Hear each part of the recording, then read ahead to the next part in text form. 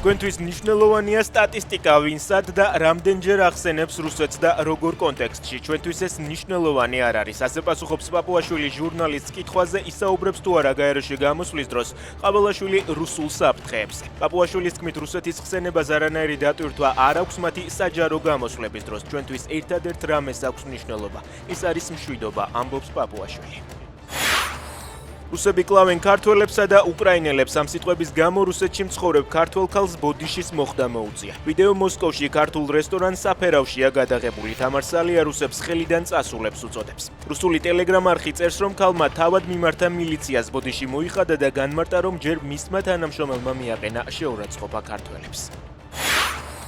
ანრი ოხანაშვილს სახელმწიფო დაცვა დაენიშნა. გობახიძის განკარგულების თანახმად მას სახელმწიფო დაცვა 1 წლით მოემსახურება. ოხანაშვილი ოცნებამ სუსის უფროსის პოსტზე აპრილში წარადგინა, თუმცა 4 თვეში დინარაძიც ჩაანაცვლა.